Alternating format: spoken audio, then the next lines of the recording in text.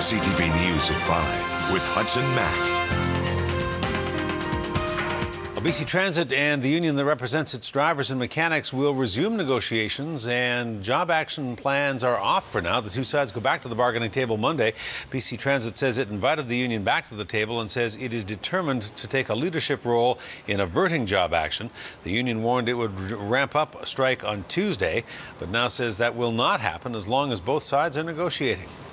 Well, there were sort of two conditions that BC Transit was willing to get back to the bargaining table. The first was no further escalation of job action. I think we all had that October 16th deadline looming over us, and the possibility of a strike impacting the 95,000 people who take transit every day was unconscionable to all of us. We've also heard from the CAW in the media their willingness to work within the mandate. So that was the second question. You know, can we get back to the bargaining table under the cooperative gains mandate, and will you halt any further job escalation? With answers yes to both of those, we feel like we can reach a settlement. We're cautiously optimistic at this time. The Canadian Auto Workers Union Local 333 represents about 650 transit employees. It's seeking better wages and job security, but BC Transit says any deal must be negotiated under the province's cooperative gains mandate. The union says if talks break down, it'll provide riders with at least 24 hours notice of job action that would disrupt bus service.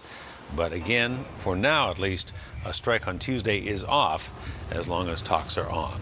The first real rain of the season is coming down, and it has caught some drivers off guard in the capital region. And with more coming, police up and down the island are urging you to be careful on the road in the next few days, at least till we get used to it again. Drivers were skidding and losing control on the wet roads all over Greater Victoria this morning. Saanich police were called out to Cadborough Bay Road and Manor Street after a vehicle lost control, crossed the line and hit another vehicle head-on. Officers say with the rain come oily streets, and that can be a deadly combination. Of course, with the first rain that we have right now, all the oil and all the slippery liquid on the road is actually coming up, and it's going to stay on the road until it's completely washed out. It can take a couple of days, but yeah, for sure motorists should slow down and being extremely careful. Police also remind you that this is a good time of year to check your tires to make sure that they're not bald, and make sure that your windshield wipers are properly working.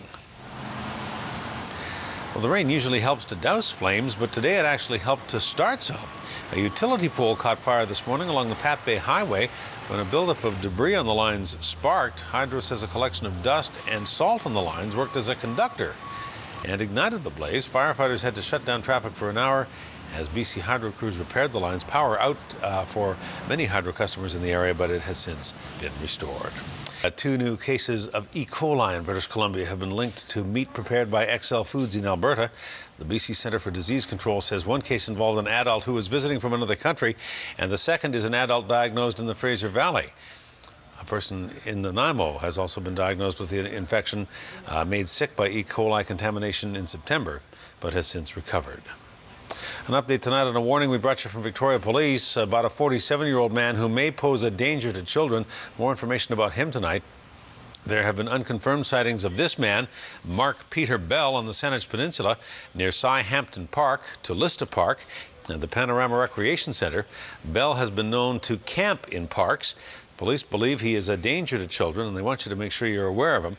He's 6 feet tall, about 200 pounds, balding, with scraggly hair on the sides and back, and he sometimes dresses as a woman. You might see him in a dark-colored wig. If you do see him, you're asked to contact police or call any detachment at 911. Well, we're nearing the 24-hour mark of the great Canadian food fight, the challenge between food banks across the country, seeing who can collect the most food. This year, the two-day push comes with a plea of desperation from Victoria's mustard seed. So far, 38 tons of food has been dropped off at Ogden Point to try to help Victoria win the crown for the first time ever, but more than 100 tons is still needed to give the mustard seed a fighting chance. Director Brent Palmer is urging Victorians to dig deep and help. We have people out there that maybe will not be eating tonight or tomorrow. It's a reality that mustard seed people face every day. The food bank says all donations are appreciated, but what the mustard seed really needs right now is money. Last night on CTV News, we showed you how the organization can barely keep the lights on, and it needs your help. Brent Palmer says the generosity of CTV viewers has floored him. We have a gentleman that was watching part of the broadcast last night that moved him. He's in one of the local hospitals, that moved him to call one of our people up, and one of our staff people went up. And I guess it was really emotional for this staff person. The man had written out a $10,000 check for us. Isn't that just a true example of how we can all work together?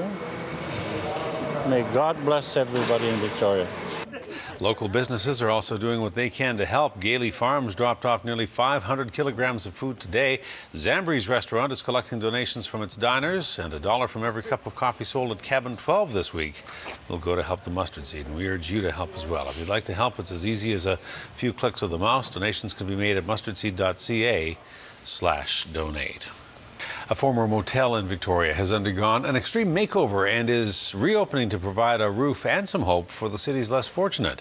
The Queen's Manor is move-in ready after extensive renovations.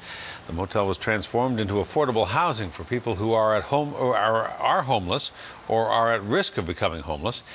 The province says the 36-unit housing project takes us one step closer to ending homelessness in the capital region. This was truly a group effort on this cause, a community effort in every sense, the opportunity to change the quality of life of some of our citizens in Victoria. That's a cool thing. It's a cool day. The $5.5 million project was funded by the federal and provincial governments, the City of Victoria, the CRD, and the United Way. And the Canadian Food Inspection Agency has issued a new warning tonight about some packages of Fresh Express brand Hearts of Romaine salad, which may be contaminated with salmonella bacteria. They were distributed in BC, Alberta, Saskatchewan, and Manitoba, as well as in Ontario, in the 510-gram packages with a best before date of October 11th. There's no report of anyone getting sick from eating the salad, but if you have any, you're advised to toss it or return it. And here's a fun one for you, a mystery from the deep. Take a look at this. How'd you like to stumble across this on the beach? It's a giant eyeball. A marine biologist says it may have come from a deep-sea squid or a very large swordfish.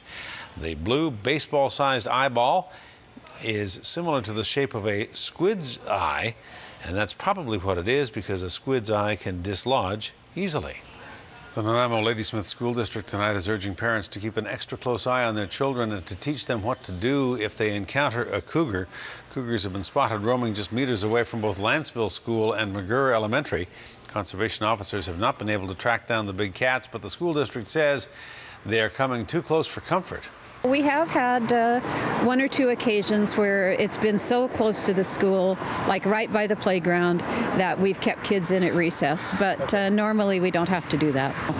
Mainly we're advising that students not walk through bush areas, that they walk together in groups as opposed to alone. And then there are a few steps you can take if you encounter a bear or a cougar. Conservation officers say if you see a cougar, your best bet is to back away slowly, maintain eye contact, and try to appear as large as you can and appear as a threat, not prey. Report sightings to the BC Conservation Service. A Vancouver Island recycling facility is being recognized for reducing its own carbon footprint. The Church Road Transfer Station in Parksville has received LEED Gold certification for its 2011 retrofit. The facility expanded last year while dramatically reducing its water and energy consumption. The Regional District of Nanaimo says as more people pour into the area, it is important that they focus on sustainability, and they'll save money in the long run. We've seen a tremendous population increase, so that's why we've had to expand the facility. That's one of the reasons. And to maintain our organics collection, to make sure that we're not wasting those resources. So minimizing the impact on our environment in all kinds of ways by minimizing the solid waste that we collect and putting it into the landfill. That means the landfill can last a lot longer. Once again, saving money. It's all about saving taxpayers' money. That's what it's basically all about. The transfer station plans to divert 75% of its solid waste from the regional landfill by recycling it.